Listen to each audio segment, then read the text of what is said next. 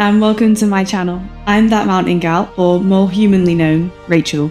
At the time of recording this, there's over 30,000 of you, and I'm not gonna lie, it feels like I've hit a cheat code to have so many of you. I'm really blown away by the support that I've received, so thank you so much for joining me on this journey. This video is a little bit different to what I would normally post, as it's my spin on travel vlogging. It turns out that vlogging in public is really hard and you need way more confidence than I have to do it.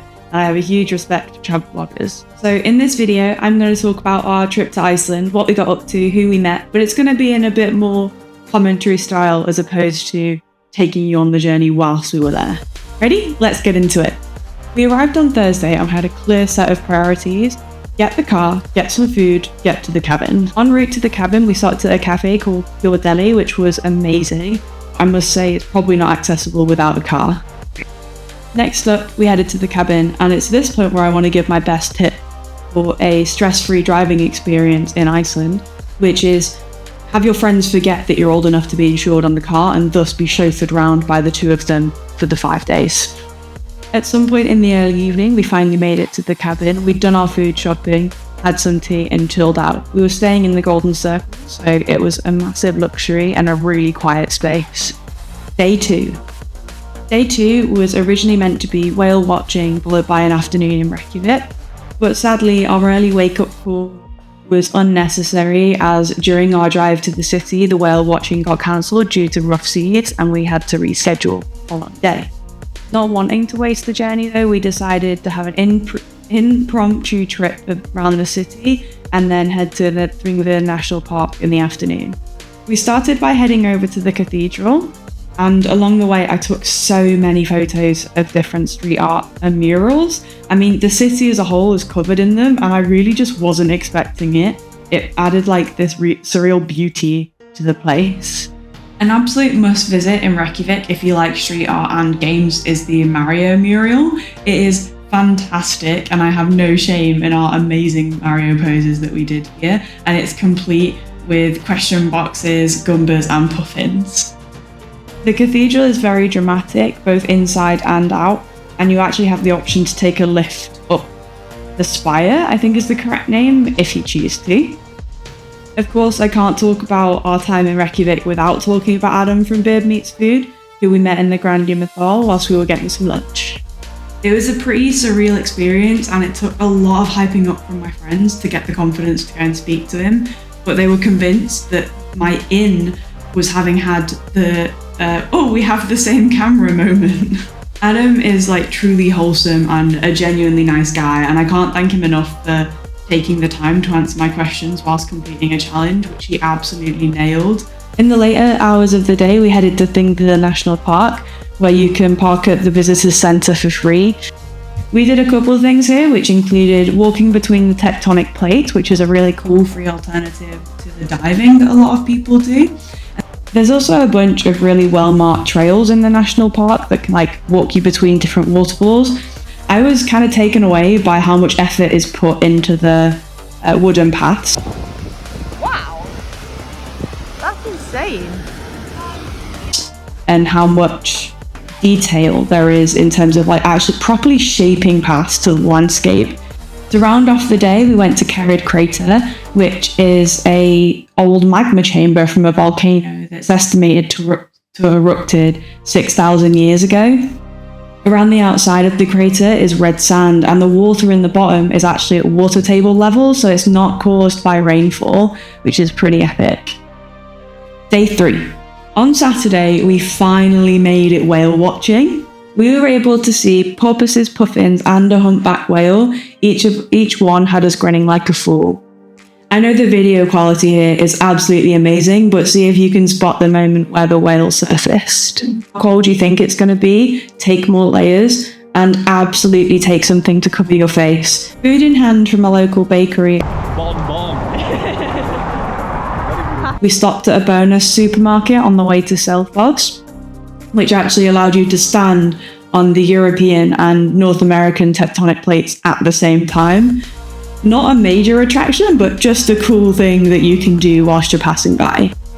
Our afternoon was spent exploring more of the natural things that Iceland had to offer, and first up was a trip to the secret lagoon.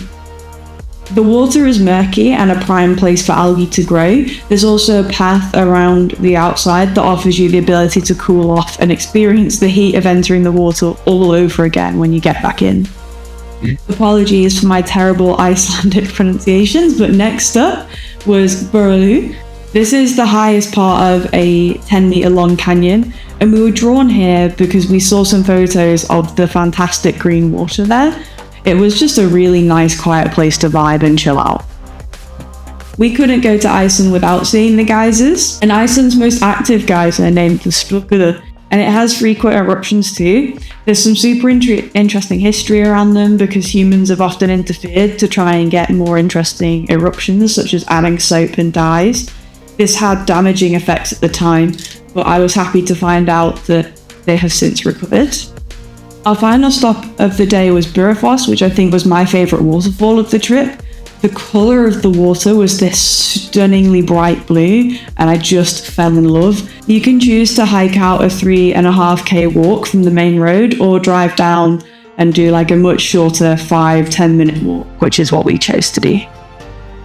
Our final day was spent on a day trip to Westman, which is an island just south of Iceland. We spent the whole 35-minute ferry journey trying not to throw up due to rough seas though. The island itself is home to the world's first beluga whale sanctuary, where their mission is to help little grey and little white, two whales that they've rescued, move to a full sea habitat. They built this awesome sanctuary in the cove that you pass by on the ferry, but because the whales have spent so long in captivity, they're not yet accustomed to spending a full year outside, and so they actually move them between the cove enclosure in better weather and the inland enclosure when it's stormy or the whales need health checks. Because of the time of year that we visited, little grey and little white were actually at the sanctuary, so we got to see them, which was really cool. The sanctuary also cares for puffins, and this puffin was an absolute tease and didn't want to swim. But all of the puffins there are puffins that just can't live out in the wild for injury. Westman is also home to Eidfell, which is the volcano that erupted in 1973, and you can still walk the old lava fields. It's really harrowing to go through them because the whole town had been there at the time of the eruption, but luckily no one died. Another notable mention on this island is Elephant Rock. I swore up and down I could see the elephant shape whilst we were there, but looking back at these photos and videos for editing this, I just can't see it anymore. So perhaps you actually have to be on the sea, and whilst we were there, it was just wistful thinking. Training on this type of holiday is really hard work. I think something to consider if you're doing an active holiday and trying to like work out and follow a specific training plan is you have to be prepared for plans changing, and so your training also has to be fluid. I guess the biggest thing that I learned on this holiday when it comes to training is that I was super glad I prioritized my long run before we went away. I'd kind of arrogantly thought that it would be fine, and like I was doing my long run, but I'm sure I'll get some like great long runs whilst we're there and it'll be beautiful. But the reality is that when you're doing an adventure trip where plans change and schedules can change really easily, waking up at 5 a.m. after going to bed at 1 a.m. is not exactly going to be feasible in both getting the best out of yourself for training and getting to enjoy your holiday. And that's it. That's a wrap. Thank you so much for sticking around to the end of the video. I know I've not got a ton of bubbly energy and it is very different to how I would normally film. As always, I really take feedback to heart so that I can improve and iterate and make these videos better. So if you have any feedback, please leave a comment down below, and I will see you all in the next video. Bye bye.